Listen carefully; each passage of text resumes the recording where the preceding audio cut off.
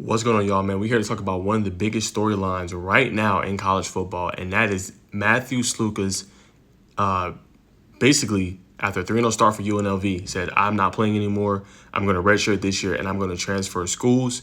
It's a lot to break down with this, and you got to get the full scoop and the full story. So I'm reporting from what I'm seeing from On3, and obviously ESPN reporter Pete Thamel, or Thamel, however you say his name, and what they had to say, and give him my overall take on it.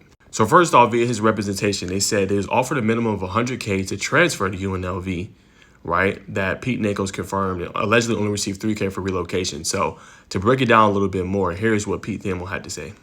All right, so here it is here. So he says, former UNLV quarterback Matthew Sluka's NIL representation, Marcus Cromartie of Equity Sports, told ESPN that Matt Sluka was verbally promised a minimum of $100,000 from a UNLV assistant coach for transferring there. None of that money was paid per Cromartie. Once Sluka enrolled there was no effort by UNLV's collective to formalize a contract at that amount. Months after Sluka enrolled, and Cromartie made multiple efforts with the staff and the school to address the issue. All right, once Sluka enrolled there was no effort by UNLV's to formalize a contract of that amount. He said the school and the collective came back with a contract of $3,000 per month for the next 4 months. That's $88,000 less than what Cromartie said UNLV verbally promised up front. The only money Sluka had received from UNLV per Cromartie is a $3,000 relocation stipend for his move. Cromartie said there was never an ask for money after UNLV's hot start on the initial amount he was promised up front. When that didn't come, he reevaluated his options and decided to play elsewhere next year. The redshirt would allow him to play a full spring at a new school and develop with a trainer this fall. He enrolled in July at UNLV after graduating from Holy Cross in the mid-spring. So Matthew is going to get a lot of heat for making this decision and deciding not to play with them after a great start as they try to battle and try to get into a college football playoff spot for a group of 5 team. A lot of people are going to say he quit on his team as well. But I feel like you got to look at two sides of this. Yes, technically he did quit on his team and decided to do what was best for him and chose to be selfish. On one side, I do understand that part, but this is a part of college football now. Some of these players are going to do this, especially if you promise something and you don't verbally deliver. Now, what Matthew should have did, instead of going off of a verbal promise, he should have got it in writing and show his representation. So that is important. Like, we live in a day and age, you can't go off of what somebody verbally says anymore. You have to get things in writing. If you're promised something specific, $100K, whatever it is to transfer, you have to get that in writing. If you don't, it's basically not really a promise. And I think this is a lesson for college players as well that's negotiating NILs with companies, teams. Same thing with high school players when you go into school. Make sure if somebody verbally says something to you to get it in writing. I think that's the lesson to learn here.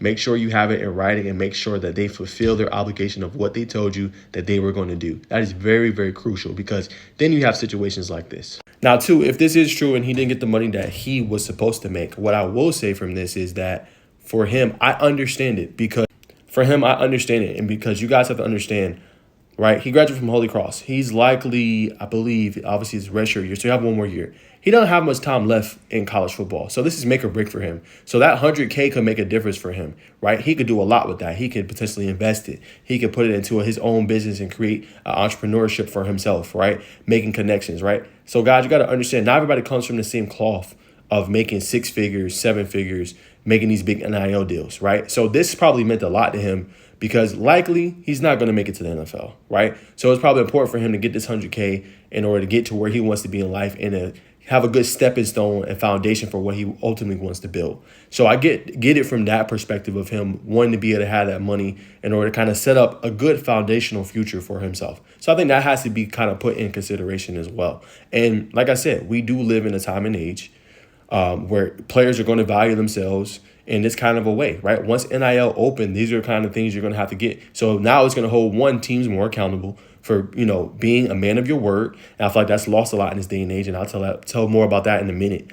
But it's going to hold them more to be accountable for the word. And then players, if you're not delivering on what you say, they're going to leave. So again, as a cautionary tale for players, make sure you get it in writing to avoid a situation like this.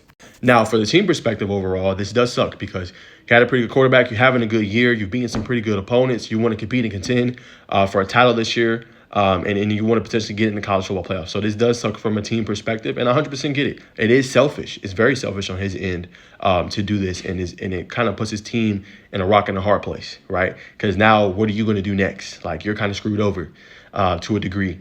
So I do get that part, and I know it sucks for traditional college football fans. It does, but this is the day and age we live in. And one thing I will say is, too, it's sad that people are not man's of their words anymore or uphold their word. I think that's a learn a lesson from this as well. We see it so much in not even just sports, right? We see it in business practices. We see it with friendships, family. Like people don't uphold their word, and I think that's a kind of a microcosm of what we see obviously in this big situation here. So.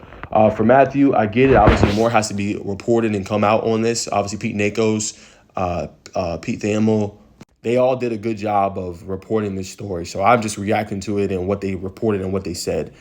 So I get it from his perspective. If I was in that situation and you didn't deliver on a promise, I definitely probably would consider strongly of leaving the school and going somewhere else. Even though I know you're in the spot to compete and contend for a college football playoff spot, like you're only going to get, one opportunity, and that might be it for him. As I said before, like that could be it. He might not have another opportunity to be able to play football, right? He has to start thinking about his future as well. So I get both perspectives. I get, being team oriented, looking out what's best for the team and putting that stuff to the side. You could earn more money later.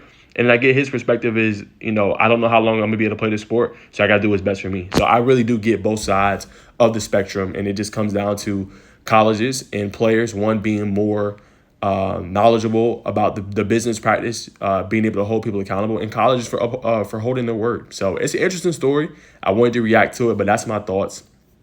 I really get both perspectives. Some of you guys in the comments might be like, man, you don't know what he's talking about. How could he do that to his team? But I really get both sides of the spectrum, and I want to give an authentic response to this. I thought it had to be talked about. So that is my thoughts on it. I get both sides, and I wish nothing but the best for him and obviously UNLV going forward, but totally get why he decided to make his decision.